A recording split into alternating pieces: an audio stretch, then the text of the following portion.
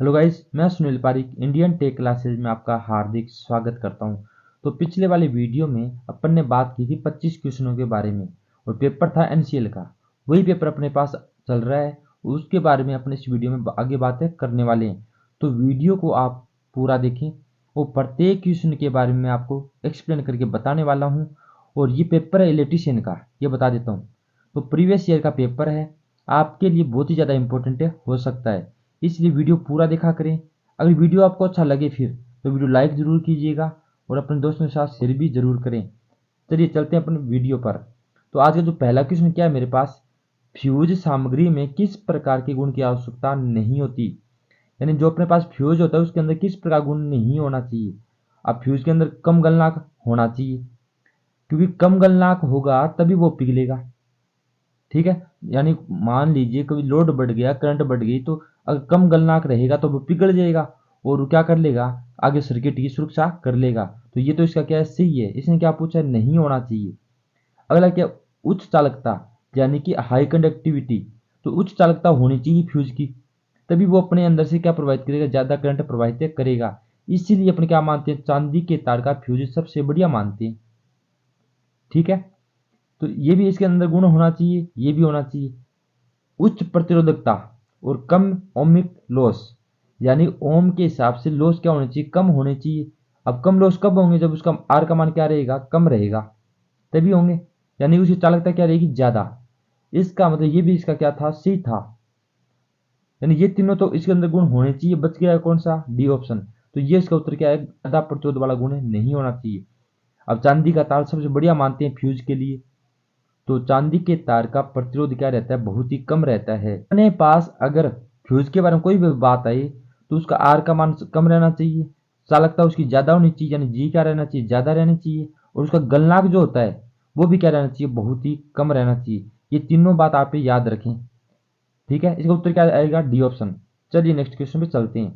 Question मेरे पास क्या है, निम्नलिखित में से किस लाइन को कैपेसिटर लंप्ड लाइन के नाम से जाना जाता है। अब बात है यहाँ पे कैपेसिटर की, किसी बात है कैपेसिटर की। तो कैपेसिटेंस से ज्यादा जो अपने पास शॉर्ट लाइनें होती हैं उनके अंदर क्या होता है, बहुत ही ज्यादा होता है। ठीक है, अगर यहाँ पे लंप्ड नाम नहीं आता तो तब क्या आता है मेरे पास, ए ऑप्शन आता है इसका। यानी सबसे ज्यादा कैपेसिटेंस किस लाइन में होता है, तो शॉर्ट ट्रांसमिशन लाइन में सबसे ज्यादा क्या होता है, कैपेसिटेंस होता है। इसके बाद में आती है मेरे पास मध्यम संचरण लाइन। तो इसका जो उत्तर रहेगा वो क्या रहेगा, बी ऑप्शन। और सबसे कम किसके अंदर होता है, सी के अंदर। यानी इसके अंदर सबसे कम क्या पाया जाता है, कैपेसिटेंस यानी धारिता पाई जाती है। कोई भी आपके पास कैपेसिटी के बारे में क्वेश्चन आए तो सबसे पहले आएगा ए ऑप्शन, उसके बाद में आएगा बी वाला ऑप्शन। ठीक है, और यहाँ पे क्या पूछा, कैपेसिटर लंप्ड नाम पूछ लिया। लंप का नाम, लंप्ड का मतलब होता है कि मेरे पास मध्यम प्रकार का धारिता किसके अंदर पाई जाती है। ठीक है, तो किसके अंदर पाई जाती है, बी ऑप्शन के अंदर।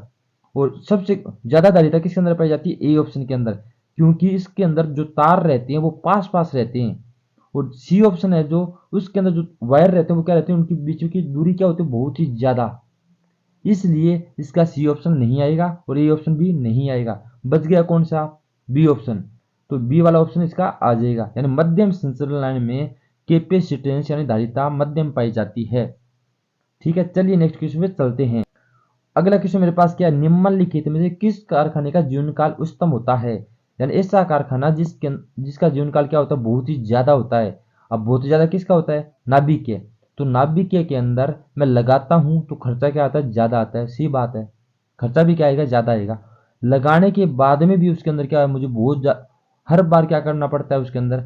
न्यूक्लियर के लिए मेरे पास यूरेनियम या कैडमियम की, मतलब यूरेनियम थोरियम वगैरह लेकर आने पड़ते हैं। तो इसका जीवन काल ज्यादा नहीं रहता। कोयला भी क्या होता है, खत्म हो सकता है, ये भी क्या हो सकता है, खत्म हो सकता है। अब डीजल भी क्या हो सकता है, खत्म हो सकता है। यानी इनके अंदर बाद में लागत आती है बार बार। इनका जो ईंधन होता है वो क्या पड़ता है, महंगा पड़ता है, और लागत भी ज्यादा आएगी बाद में। शुरुआती लागत लागत भी इनकी क्या होती है, ज्यादा होती है। बच गया कौन सा, हाइड्रो पावर प्लांट।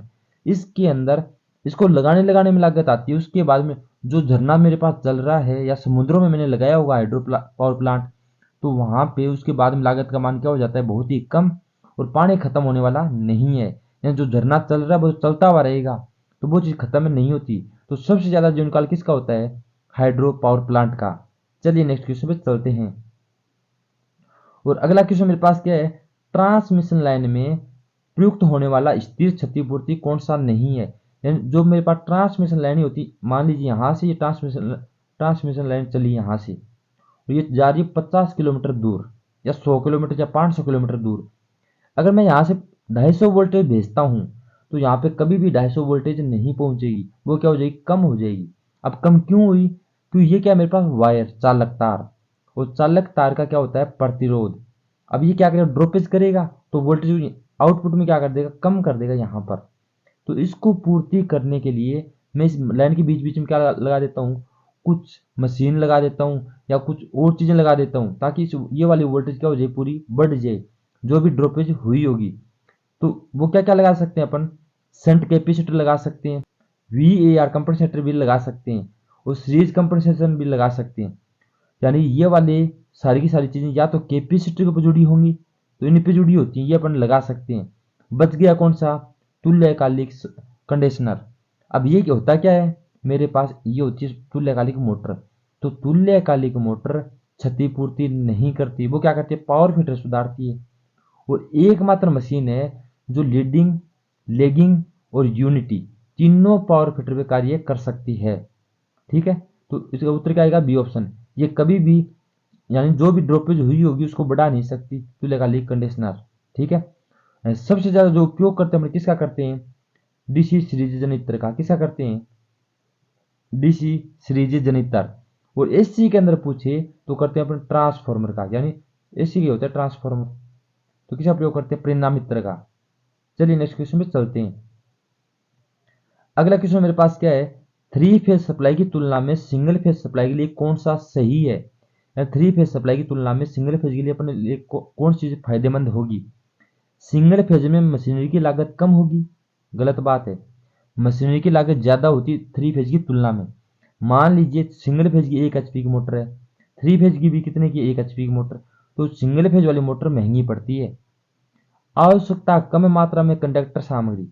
तो अगर 1 HP की मोटर है और ये वाली भी 1 HP की मोटर है, तो इस 3 फेज वाली के अंदर जो मेरे पास कंडक्टर वगैरह जो भी चीजें लगेगी वो सिंगल फेज की अपेक्षा क्या लगेगी, बहुत ही कम लगेगी। अगला क्या है, बेहतर पावर फैक्टर और दक्षता। तो ज्यादा दक्षता 3 फेज की होती है, सिंगल फेज की होती नहीं है। अगला क्या है, लो रिलायबिलिटी। इसका मतलब जो मेरे पास सिंगल फेज मोटरें होती हैं वो कम विश्वसनीय होती हैं। उत्तर क्या है इसका, बी ऑप्शन। यानी इनकी 3 फेज की अपेक्षा सिंगल फेज मोटर ज़्यादा उपयोग नहीं की जाती। यानी इंडस्ट्रियल एरिया आ गया या मेरे पास बड़ी बड़ी मशीनें आ गई, वहाँ पे 3 फेज मोटरें ज़्यादा लगाती हैं, सिंगल फेज का उपयोग बहुत ही कम करते हैं। ठीक है, तो उत्तर क्या है इसका, बी ऑप्शन। चलिए नेक्स्ट क्वेश्चन पे चलते हैं।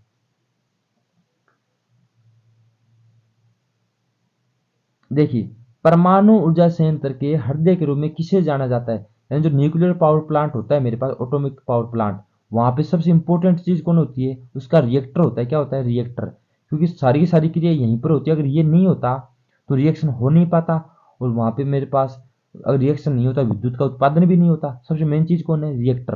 तो इंपॉर्टेंट चीज किसको मानते हैं, रिएक्टर को। इसीलिए रिएक्टर क्या बोलते हैं, हृदय बोलते हैं उसका। ठीक है, चलिए नेक्स्ट क्वेश्चन पे चलते हैं। अगला क्वेश्चन क्या है, चाप के विलुप्त होने के तुरंत बाद, चाप बोलते हैं अपने पास स्पार्किंग। या स्पार्किंग मान लीजिए यहाँ पे कोई तार था मेरे पास, ठीक है, ये बड़े बड़े तार, यहाँ पे स्पार्किंग हुई, उसके तुरंत बाद ये जो वोल्टेज होती है उसको अपन क्या कहते हैं, उसको कहते हैं क्या कहते हैं, प्रतिबंधित वोल्टेज। क्या कहते हैं, प्रतिबंधित वोल्टेज, री स्ट्राइकिंग वोल्टेज। इसका मतलब होता है कि अपने पास स्पार्किंग हुई, उसके बाद तुरंत एक वोल्टेज का उत्पादन होता है, वो क्या करता है, विरोध करता है उसका, जिसकी वजह से उत्पन्न हुई है। और ये इस लाइन की वोल्टेज का क्या करने लग जाता है, विरोध खत्म करने लग जाता है। इस वोल्टेज को अपने क्या कहते हैं, री स्ट्राइकिंग वोल्टेज कहते हैं। अब आती है recovery voltage, secondary recovery voltage, ये दोनों तो एक ही होती हैं। और एक होती है आर्क वोल्टेज। इन तीनों के बारे में बताता हूँ। देखो, ये जो स्पार्किंग हो रही है, क्या हो रही है स्पार्किंग, इस स्पार्किंग को खत्म करने वाली वोल्टेज क्या कहलाती है, रिकवरी वोल्टेज कहलाती है, ताकि इसकी पूर्ति कर दे। और आर्क वोल्टेज होती है जहां पर भी स्पार्किंग होती है, उस स्पार्किंग को भाई कितनी वोल्टेज की वजह से वो हो रही है या कहां पर वो हो रही है। मतलब मान लीजिए ये मेरे पास कोई तार था, यहाँ पे मैंने अगर मान लीजिए 1 वोल्टेज देता हूँ तो इन दोनों के मध्य कोई स्पार्किंग नहीं होती। मैं यहाँ पे अगर 10 वोल्टेज देता हूँ तो इनके मध्य क्या हो जाती है, स्पार्किंग हो जाती है। तो इस 10 वोल्टेज अपने क्या कहते हैं, आर्क वोल्टेज कहती हैं कि 10 वोल्टेज यहाँ पे आर्क उत्पन्न करती है। पर ये प्रतिबंधित वोल्टेज नहीं होती, यहाँ पे स्पार्किंग होगी 10 वोल्टेज की वजह से। उसके बाद में इन तारों में क्या पैदा होगी, एक वोल्टेज का उत्पादन होगा। इसको अपने क्या कहते हैं, प्रतिबंधित वोल्टेज। ठीक है, चलिए नेक्स्ट क्वेश्चन पे चलते हैं।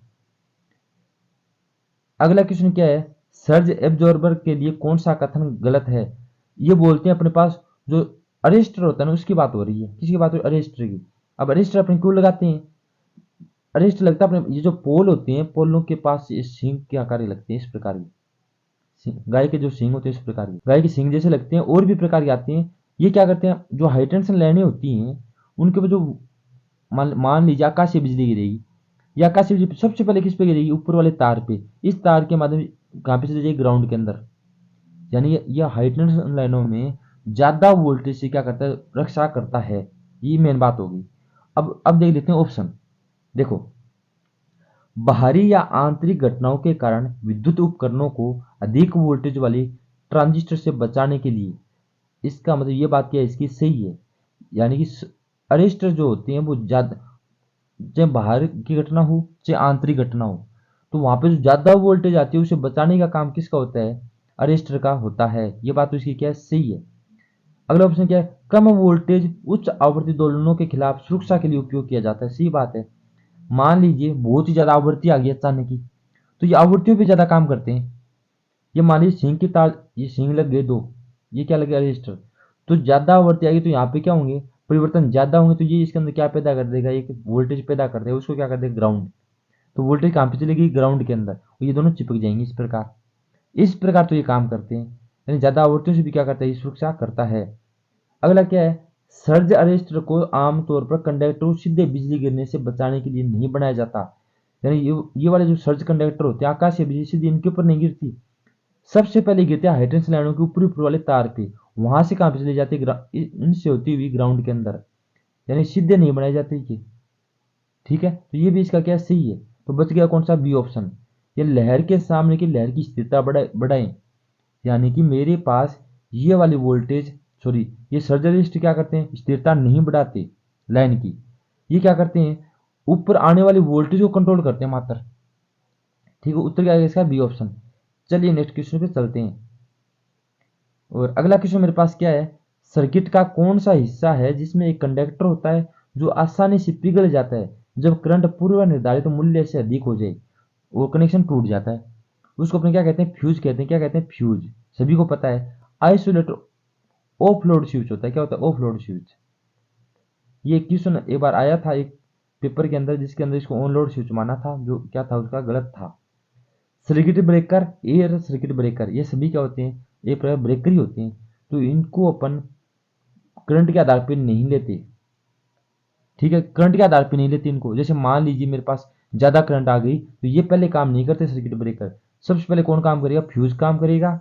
और इसके अंदर जो तार होता है वो क्या हो जाएगा, पिघल जाएगा। इनके अंदर कोई भी तार नहीं होता, कुछ भी नहीं पिघलता इनके अंदर। चलिए नेक्स्ट क्वेश्चन पे चलते हैं। अगला क्वेश्चन क्या, दिशात्मक सेम के साथ एक ओवर करंट रिले कौन सा होता है। यानी कि मेरे पास जो ओएलसी होती है वो दिशा के साथ कौन सी होती है, यानी दिशा परिवर्तन हो। दिशा परिवर्तन किसकी होती है, केवल एसी की। अब एसी के अंदर दिशा परिवर्तन होगी तभी वो काम करेगी, वरना वो काम नहीं कर पाएगी। एसी इनके अंदर से कौन सी है, प्रतिबाधा रिले, प्रतिक्रिया रिले, एमएचओ यानी महो रिले, अधिकरण रिले। तो ओएलसी के अंदर मुझे करंट परिवर्तन से कोई प्रभाव नहीं पड़ता। महो रिले होती है, इसके अंदर भी मुझे करंट परिवर्तन हो तो भी चलेगा, नहीं हो तो भी चलेगा। यानी कि इसके अंदर एल और सी हो सकते हैं, और इसके अंदर सी और आर भी हो सकते हैं, इसके अंदर एल और आर भी हो सकते हैं। प्रतिबाधा रिले सेम बात है, इसकी उल्टी कौन है, प्रतिबाधा रिले। ठीक है, तो इनके अंदर ये चीजें हो सकती हैं। पर जो प्रतिक्रिया रिले रिएक्टेंस रिले है, इसके अंदर इंडक्टर होना ही होना चाहिए, तभी ये रिले काम करती है। और इंडक्टर तभी काम करेगा जब करंट में क्या होगा, परिवर्तन होगा, वरना ये काम ही नहीं कर पाएगी। इसका मतलब ये किस पे डिपेंड है, पूरी पूरी एसी के ऊपर डिपेंड है।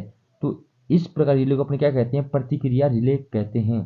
चलिए नेक्स्ट क्वेश्चन पे चलते हैं। अगला क्वेश्चन क्या है मेरे पास, एक आदर्श वोल्टमीटर खाली स्थान के लिए पथ प्रदान करता है। यानी एक आदर्श वोल्टमीटर होगा, उसका प्रतिरोध क्या रहेगा मेरे पास, इनफाइनाइट रहेगा, अनंत रहेगा। अब अनंत प्रतिरोध है तो यहाँ पे बहने वाले करंट का मान क्या होगा, 0। तो सबसे न्यूनतम करंट के लिए क्या करेगा, ये पथ प्रदान करेगा। अधिकतम वोल्टेज, न्यूनतम वोल्टेज, अधिकतम करंट, ये तीनों ही नहीं है। उत्तर क्या आएगा इसका, बी ऑप्शन, यानी न्यूनतम करंट के लिए पथ प्रदान ये करेगा। चलिए नेक्स्ट क्वेश्चन पे चलते हैं। अगला क्वेश्चन क्या, न्यूट्रल तार सिस्टम के बिना, यानी उसके अंदर न्यूट्रल तार नहीं है, 6 फेज हैं, वो 6 फेज हो गए। एक फेज बना देता हूँ पहले, एक फेज, 2, 3, 4, 5, 6। तो यहाँ पे टोटल वोल्टमीटर कितने लगेंगे, ये पूछ रहा है। वाट मीटर के, सॉरी वाट मीटर, तो एक वाट मीटर इनके मध्य लग जाएगा, एक वाट मीटर, एक वाट मीटर इनके मध्य लग जाएगा, एक वाट मीटर इनके मध्य लगेगा, एक वाट मीटर यहाँ पे लगेगा, एक वाट मीटर इनके मध्य लग जाएगा। तो मैं सारों की पावर माप सकता हूँ। तो कितने वाट मीटर चाहिए मुझे न्यूनतम, 1, 2, 3, 4, 5। तो टोटल कितने वाट मीटर की आवश्यकता पड़ेगी, 5 की। ठीक है, चलिए नेक्स्ट क्वेश्चन पे चलते हैं। अगला क्या है, लॉस ऑफ चार्ज मेथड का उपयोग खाली स्थान को मापने के लिए किया जाता है। देखो मेरे पास करंट आ रही है और इसमें क्या बह रही, करंट आई। तो यहाँ पे जितना भी लॉस होगा उसके आधार पे मैं किस चीज़ को मापता हूँ, तो हमारे करंट का, भाई वहाँ पे वोल्टेज क्या हो रही है, खपत हो रही है, क्या हो रही है, वोल्टेज खपत। तो इस आधार पे मैं एक ही चीज़ को मापता हूँ, आर को। किसको मापता हूँ, आर को। अब आर तो सभी में है, इसके अंदर मीडियम है, लो है, तो ये तो इंडक्टेंस हो गया, इसको छोड़ दो, इंडक्टेंस उतर ही नहीं आएगा। इसके अंदर भी है और इसके अंदर भी है, इन तीनों में से आएगा। अब ज़्यादातर अपन किस चीज़ को देखते हैं कि अगर वोल्टेज ज़्यादा ड्रॉपेज हो रही है, उस आधार पे अपन ज़्यादा प्रतिरोध को देखते हैं। कम प्रतिरोध वाले तो बिना चार्ज ऑफ मेथड, यानी बिना वोल्टेज ड्रॉप कराए भी अपन माप सकते हैं। ठीक है, पर ज़्यादा प्रतिरोध होगा वहाँ पे मुझे बहुत ही ज़्यादा power droppage, sorry voltage droppage करवानी पड़ेगी। इसलिए उसको क्या बोलते हैं अपन, लॉस ऑफ चार्ज मेथड। क्या बोलते हैं, लॉस ऑफ चार्ज। ठीक है, उत्तर क्या आएगा इसका, ए ऑप्शन। चलिए नेक्स्ट क्वेश्चन में चलते हैं। और अगला क्वेश्चन मेरे पास क्या है, पुराने संधारित्र को मापने के लिए कौन सा अधिक उपयुक्त है। यानी मुझे क्या मापना है, कैपेसिटी, कैपेसिटेंस मापना है। तो उनके लिए कौन सा प्रयोग होगा, ओवन ब्रिज, ये मापते हैं एल को। किसको मापते हैं, एल को। एंडरसन ब्रिज, ये भी किसको मापते हैं, एल को। हे ब्रिज, ये भी किसको मापते हैं, एल को। पर डी छोटी ब्रिज क्या किसको मापता है, सी को मापता है, यानी धारिता को। तो याद रखें, ओवन ब्रिज, एंडरसन ब्रिज, हे ब्रिज, ये तीनों के तीनों इंडक्टेंस को यानी एक्सएल को माप सकते हैं। ठीक है, चलिए नेक्स्ट क्वेश्चन पे चलते हैं, ये याद रखें आप। अगला देखिए, डिजिटल उपकरणों के लिए गलत कथन कौन सा है। तो डिजिटल उपकरण होते हैं बहुत ही ज़्यादा एक्यूरेसी के साथ काम करते हैं, सबसे खराब संकल्प, बेहद सटीक, बेहतर पठनीय, ऊर्जा की खपत बहुत कम करते हैं। तो डिजिटल हैं, इसका मतलब वो क्या है, इलेक्ट्रॉनिक्स। और इलेक्ट्रॉनिक्स ऊर्जा की खपत नहीं करते, तो ये तो इसका क्या है, सही है। बेहद सटीक यानी एक्यूरेसी के साथ काम करते हैं, ये भी क्या है इसका सही। बेहतर पठनीय यानी एकदम शुद्ध माप देते हैं, सही माप पढ़ देंगे, बिल्कुल पॉइंटों में भी पढ़ देंगे मान। इसका मतलब ये भी क्या इसका सही है। बचा कौन सा, ए ऑप्शन, यानी ये खराब रेजोल्यूशन नहीं देते। पर इसमें क्या बोला है, खराब रेजोल्यूशन होता है इनका, तो ये बात इसकी क्या है, गलत है। उत्तर क्या आएगा इसका, ए ऑप्शन। चलिए नेक्स्ट क्वेश्चन पे चलते हैं। अगला क्वेश्चन क्या है, बी एस 7671 के अनुसार 500 V यानी 500 वोल्टेज डीसी कि इंसुलेशन की परीक्षण की वोल्टेज में आवश्यक न्यूनतम प्रतिरोध कितना होना चाहिए। तो बी एस का ये तो है कोड, ये याद रखें भाई, इंसुलेशन प्रतिरोध मापने के लिए बी एस का कौन सा कोड यूज किया जाता है, 7671, याद रखें। अब 500 वोल्टेज माप रहा हूँ, तो यानी कि मेरे पास 500 वोल्टेज है वहाँ पर, तो उस प्रकार के तार का इंसुलेशन का प्रतिरोध 1 मेगा ओम से कम नहीं होना चाहिए। ये तो आंख बंद करके उत्तर लगा देना, हमेशा जो भी आएगा तो 1 मेगा ओम मिनिमम मानते हैं, तो 1 मेगा ओम से कम नहीं होना चाहिए। चलिए नेक्स्ट क्वेश्चन पे चलते हैं। देखिए, इलेक्ट्रोमैग्नेट डैम्पिंग का उपयोग किस मीटर में किया जाता है, इलेक्ट्रोमैग्नेटिक। देखिए, flux meter, moving iron, PMMC, electrostatic. तो पीएमएमसी के अंदर अपन करते हैं एडी करंट का, किसका करते हैं, एडी करंट का। इलेक्ट्रोस्टैटिक के अंदर भी किसका करते हैं, एडी करंट का ही करते हैं। और मूविंग आयरन जो मीटर है उसके अंदर अपन करते हैं वायु घर्षण का, एयर घर्षण का, वायु घर्षण, एयर फ्रिक्शन। ठीक है, बचा कौन सा, फ्लक्स मीटर। तो फ्लक्स मीटर में इलेक्ट्रोमैग्नेट डैम्पिंग का उपयोग ही किया जाता है। ठीक है, चलिए नेक्स्ट क्वेश्चन पे चलते हैं। अगला क्या है, शेरिंग ब्रिज द्वारा किस प्रकार का माप नहीं किया जा सकता। तो शेरिंग ब्रिज आता है धारिता को मापने के लिए। वो धारिता यानी कि धारिता मापेगा, उसके साथ क्या कर देगा, ये डाई इलेक्ट्रिक लॉस भी माप सकता है, डाई इलेक्ट्रिक लॉस। ठीक है, तो धारिता मापेगा, परमेबिलिटी, जब धारिता माप रहा है इसका मतलब वो परमेबिलिटी भी मापेगा, डाई इलेक्ट्रिक लॉस भी मापेगा। तो ज्यादा प्रतिरोध में नहीं मापता, ज्यादा प्रतिरोध मापता है मेगर। कौन मापता है, मेगर। ठीक है, उत्तर क्या आएगा इसका, डी ऑप्शन। तो ये सबसे पहले ये बता दो, जितने भी ब्रिज की क्वेश्चन आए ना, तो लगभग 7 से 8 ब्रिज हैं टोटल। तो 7 से 8 ब्रिज के बारे में पूरा पढ़ लीजिए, यानी कि ये क्या क्या मापते हैं, क्या क्या नहीं मापते। ठीक है, इतना याद कर लीजिए ताकि इनके ब्रिज के क्वेश्चन आपके कहीं पर भी गलत नहीं हो। तो यानी कि इस वाले जो पेपर था, ये वाला पेपर जो था, उसके अंदर ब्रिज के क्वेश्चन बहुत ज़्यादा पूछे गए। तो ब्रिज तो आपको पूरा याद होना ही चाहिए। चलिए नेक्स्ट क्वेश्चन पे चलते हैं। देखिए, कोयल के गुणवत्ताकार को मापने के लिए किस प्रकार के पुल यानी ब्रिज का उपयोग नहीं किया जाता। तो फिर से ब्रिज का क्वेश्चन आ गया, एंडरसन ब्रिज, मैक्सवेल ब्रिज, हे ब्रिज, ओवन ब्रिज। तो एंडरसन ब्रिज, हे ब्रिज, ओवन ब्रिज, ये सारे के सारे क्या करते हैं, अपने पास बढ़िया इंडक्टेंस माप सकते हैं, बढ़िया इंडक्टेंस। पहले ये बता दो, ये चारों चारों ब्रिज ही क्या मापते हैं, इंडक्टेंस मापते हैं। क्या मापते हैं, इंडक्टेंस। ये याद रखें, एंडरसन, हे, ओवन या मैक्सवेल। और सबसे बढ़िया जो मापेगा, ये तीनों जो ब्रिज होते हैं बढ़िया क्वालिटी फैक्ट्री के साथ माप सकते हैं, पर ये वाला जो मैक्सवेल ब्रिज है बढ़िया क्वालिटी फैक्ट्री के साथ ये नहीं माप सकते इंडक्टेंस। उत्तर क्या है इसका, बी ऑप्शन। चलिए नेक्स्ट क्वेश्चन पे चलते हैं। कौन सा उपकरण एकीकृत प्रकार के उपकरण का प्रतिनिधित्व कर रहा है। तो एकीकृत बोलते हैं इंटीग्रेटिंग प्रकार का, इंटीग्रेटिंग प्रकार का एक ही होता है ऊर्जा मीटर, इसको बोलते हैं KWH। क्या बोलते हैं, KWH। याद रखें, ये सारे सारे क्या आते हैं, सेकेंडरी टाइप के आते हैं, इंडिकेटिंग या रिकॉर्डिंग। ये रिकॉर्डिंग हो गया, ये दोनों क्या हो गया, इंडिकेटिंग। चलिए नेक्स्ट क्वेश्चन पे चलते हैं। तो अगला क्वेश्चन मेरे पास क्या है, यदि सामग्री में नकारात्मक ताप गुणांक हो तो तापमान वृद्धि के साथ साथ प्रतिरोध का मान घटेगा। तापमान में वृद्धि होगी तो घटेगा, तापमान में कमी होगी तो बढ़ेगा, क्योंकि ये क्या है, NTC। तो उत्तर क्या आएगा इसका, कम हो जाएगा। देखिए, खाली स्थान की अनुपस्थिति में सूचक अपने अंतिम स्थिर स्थिति की स्थिति में से आगे बढ़ जाएगा और विक्षेपण क्या हो जाएगा, अनिश्चित हो जाएगा। यानी ये पूछना ये चाहता है, मेरे पास कोई मीटर है, उस मीटर में ये वाला संकेतक है, ये चलेगा इस पैमाने के ऊपर तो अंतिम स्थिति तक पहुंचेगा, उससे भी आगे जा सकता है, ये कोई बड़ी बात नहीं है, जा भी सकता है अगर अपन उसको रोका नहीं। रोकने को क्या बोलते हैं, कंट्रोल करना। यानी कि उसको कंट्रोल नहीं करेंगे तो आगे चला जाएगा ये, और माप क्या दे देगा, गलत दे देगा। उत्तर क्या है इसका, सी ऑप्शन। चलिए नेक्स्ट क्वेश्चन में चलते हैं। और डैम्पिंग टॉर्क जो होता है वो क्या करता है, कंपनों से मुक्त करता है, यानी कि डैम्पिंग से क्या करता है, ये रक्षा करता है। देखिए ये क्वेश्चन, मेगर में कितनी पीसी और कितनी सीसी होती है। पीसी बोलते हैं प्रेशर कॉइल को, सीसी बोलते हैं करंट कॉइल को। तो मेगर जो होता है उसके अंदर दो साइडों में तो लगी होती है मेरे पास पीसी, क्या लगी होती है, पीसी, और बीच में क्या लगी होती है उसके, करंट कॉइल। और ये क्या दिखा देता है, मान दिखा देता है। यानी दो पीसी होंगी, एक क्या होती होगी, सीसी। ये होगा मेगर के लिए।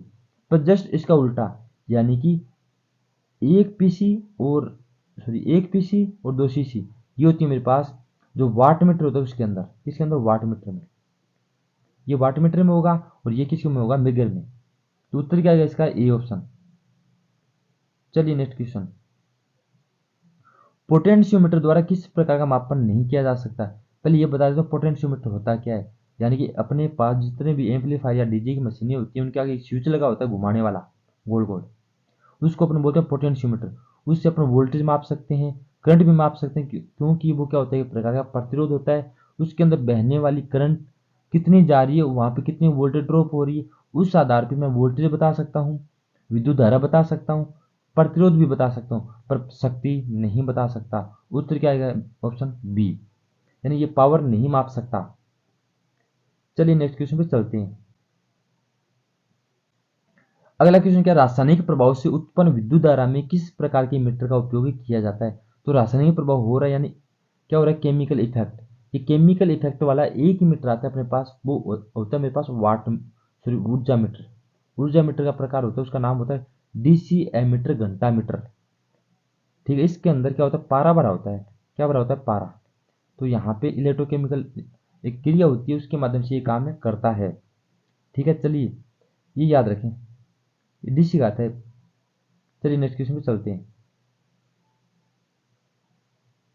अगला क्वेश्चन क्या है? थ्री फेज में 2 वाट मीटर विधियों द्वारा बिजली मापन दोनों वाट मीटर में रीडिंग समान हो सकती है, तो पावर फैक्टर क्या होगा?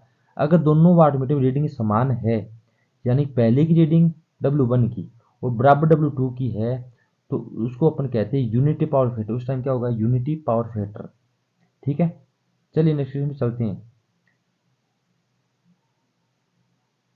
वही बात, दोबारा वाट मीटर, यानी कि यहाँ से आपको यह पता लग गया होगा कि जो ब्रिज है अपने पास वो बहुत ही ज़्यादा इंपॉर्टेंट है। उसके बाद में विधि आती वाट मीटर वाली।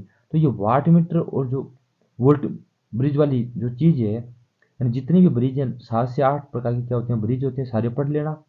और वाट मीटर के मतलब 5-7 क्वेश्चन बनते हैं, ये 5 से 7 क्वेश्चन टोटल, ज़्यादा नहीं बनते, तो वो भी आप पढ़ लेना। यानी कौन सा वाट मीटर कब क्या दिखाएगा, तब पावर फैक्टर क्या होगा, ये आप पूरा पढ़ लें ताकि आपके कोई भी क्वेश्चन गलत नहीं हो। यानी बहुत पूछे गए ये क्वेश्चन इस पेपर में। देखिए, 2 वाट मीटर विधि है, W1 और W2 दे रखे हैं, तो उनका पावर फैक्टर क्या है? शून्य कब होगा? अब उनका शून्य तभी हो सकता है जब दोनों के एक क्या रहे नेगेटिव में, एक क्या रहे पॉजिटिव में, तब उनका पावर फैक्टर क्या होगा? हमेशा शून्य होगा। और जब दोनों का बराबर हो जाए तब क्या हो जाएगा? यूनिटी। क्या हो जाएगा? यूनिटी। अगर 1 वाट मीटर क्या दिखाई? 0, तो 0.5 होगा। क्या होगा? 0.5। चलिए नेक्स्ट क्वेश्चन पे चलते हैं। सिंगल फेज वोल्टेज स्रोत, यानी सॉरी एक एकल वोल्टेज स्रोत एक सीरीज प्रतिरोध में कौन सा रैखिक सर्किट समकक्ष सर्किट के रूप में उपयोग किया जा सकता है? तो ये बता देता हूं कि पहली बात तो अपने IIT का क्वेश्चन है नहीं ये। ठीक है, यानी एक वोल्टेज स्रोत होना चाहिए, उसके सीरीज में एक प्रतिरोध होना चाहिए। उस सर्किट को अपन कहते हैं थेवेनिन सर्किट। क्या कहते हैं? थेवेनिन। अगर एक करंट स्रोत क्या हो? एक करंट स्रोत, एक हो मेरे पास प्रतिरोध, तो उसको कहते हैं अपन नॉर्टन प्रमेय या नॉर्टन इक्विवेलेंट या नॉर्टन परिपथ कहेंगे तब। तो अगर एक वोल्टेज की बात आ जाए तब अपन क्या बोलेंगे? थेवेनिन। पर होते दोनों एक जैसे हैं, ये वोल्टेज के लिए काम करेगा, ये करंट के लिए काम करेगा। ठीक है, इसका उत्तर क्या आएगा? B option. चलिए नेक्स्ट क्वेश्चन में चलते हैं। तुल्य प्रतिरोध का मान क्या होगा अगर 10 ओम 20 ओम के समानांतर में जुड़े हुए हैं? तो 1/20 प्लस 1/10 कितना हो जाएगा? लघुत्तम कितना आ गया? 20 आ गया। तो यहाँ पे 1+2 यानी 20/3 कितना आ गया? 6.67। ये आप आसानी से कर सकते हैं। देखिए अगला क्वेश्चन। अगला क्वेश्चन, दिए गए सर्किट में करंट का मान क्या होगा? यहाँ पे इस प्रकार का देखो, दिख नहीं रहा होगा, यहाँ पे एक प्रतिरोध है और यहाँ पर भी एक प्रतिरोध है। इस प्रकार से सर्किट जुड़ा हुआ है। यहाँ पे 100 वोल्टेज है, ये 1 ओम का, ये 1 ओम का, तो दोनों सीरीज में जुड़े हुए हैं, तो टोटल प्रतिरोध कितना हो गया? 2 ओम। ये पूछ क्या रहा है? करंट। तो V/R होता है। क्या होता है? V/R। V का मान कितना? 100/R का मान 2 ओम, कितना हो जाएगा? 50 एम्पियर। उत्तर क्या आ जाएगा? B option. चलिए अगले क्वेश्चन पे चलते हैं। अगला क्वेश्चन क्या? एक व्यवहारिक विद्युत धारा स्रोत खाली स्थान के समानांतर एक आदर्श विद्युत धारा स्रोत के बराबर है। यानी कि एक विद्युत धारा स्रोत अपने पास बहुत ही, उसका प्रतिरोध क्या होना चाहिए? अनंत होना चाहिए। एक विद्युत धारा स्रोत का क्या होना चाहिए? आदर्श का। ठीक है, जब अनंत प्रतिरोध होगा इसका मतलब उसकी चालकता क्या रहेगी? बहुत ही कम रहेगी। तो कम चालकता वाला होना चाहिए। क्या होना चाहिए? कम चालकता के समांतर एक आदर्श विद्युत धारा स्रोत के बराबर होता है। यानी कि एक आदर्श विद्युत धारा स्रोत की चालकता क्या रहती है? बहुत ही कम रहती है जब प्रतिरोध अनंत होगा तब। इसका उल्टा होता है मेरे पास वोल्टमीटर वोल्टेज स्रोत। देखिए, यदि 3 मिनट में 5 एम्पीयर धारा प्रवाहित हो रही तो अब इसका प्रवाह कितना होगा? तो Q बराबर क्या होता है? I × T। आई का मान कितना है मेरे पास 5 है। फिर टी टाइम हमेशा सेकेंड में लेते हैं, 3 इंटू 60 कर दूँ तो कितना आ जाएगा मेरे पास, 6 3 18, 18 5 90 या 900 गुलाम, 900 गुलाम। उत्तर क्या आएगा, ए ऑप्शन। चलिए नेक्स्ट क्वेश्चन पे चलते हैं। अगला क्वेश्चन क्या है, 60 वाट 200 वोल्टेज की रेटिंग वाले 3 लैंप 200 वोल्टेज की आपूर्ति सीरीज में जुड़े हुए हैं। अब 60 वाट है, क्या है 60 वाट, तो वी स्क्वेयर बटे आर बराबर क्या होता है, डब्लू। तो आर निकालूंगा तो क्या हो जाएगा, आर बराबर वी स्क्वेयर बटे डब्लू। वी का मान कितना 200 इंटू 200 बटे डब्लू का मान कितना है 60। ये एक का प्रतिरोध आ गया। अब तीनों के प्रतिरोध में सीरीज में जोड़ूंगा तो इसको किससे गुणा करूँ, 3 से, तो कितना हो गया, ये 20, ये आ गया मेरे पास 10, तो 2000 ओम आ गया। कितना आ गया, 2000 ओम। अब वोल्टेज कितने दे रहा हूँ, 200। देखिए अब 2000 ओम प्रतिरोध है, 200 वोल्टेज है, तो वी स्क्वेयर बटे आर कर सकता हूँ, वी स्क्वेयर बटे आर। वी का मान कितना, 200 इंटू 200 बटे आर का मान अभी मैंने 2000 निकाला था, एक कितना था 2000, कितना आ गया 20 वाट। उत्तर क्या आएगा, सी ऑप्शन। चलिए नेक्स्ट क्वेश्चन पे चलते हैं। आज के जो अंतिम क्वेश्चन है वो क्या, ट्रांजिस्टर खालिस्तान के उदाहरण है। अपरिवर्तनीय सर्किट, एक तरफा सर्किट, द्विपक्षीय सर्किट, प्रतिवर्ती सर्किट। उत्तर क्या आएगा, यूनिलैटरल सर्किट। यानी जितने भी ट्रांजिस्टर होते हैं अपने पास वो एक तरफा होते हैं, यानी एक ही दिशा में कार्य कर सकते हैं, ज्यादातर एक ही दिशा के लिए बनाए जाते हैं उनको। जैसे मान लीजिए मेरे पास कोई लैंप है, इस लैंप को इधर से प्लस दे दूं, माइनस दे दूं, या माइनस प्लस इधर दे दूं, माइनस इधर दे दूं, तो कोई दिक्कत नहीं आएगी, काम करेगा ये लैंप। पर जो ट्रांजिस्टर होते हैं वो काम करना क्या कर सकते हैं, बंद कर सकते हैं। इसलिए ट्रांजिस्टर को यूनिलेटरल सर्किट कहते हैं। उत्तर क्या आएगा, बी ऑप्शन आएगा इसका। तो ये वाला वीडियो अपना यहीं तक रहेगा। जो बच गए क्वेश्चन वो करेंगे अपना अगले वाली वीडियो में डिस्कस। तो मैं आशा करता हूँ ये वीडियो आपको पसंद आया होगा। अगर वीडियो पसंद है तो वीडियो लाइक करना, शेयर करना, साथ ही हमारे चैनल को भी सब्सक्राइब कर लेना। तो मिलते हैं अपन नेक्स्ट वीडियो में, तब तक के लिए बाय।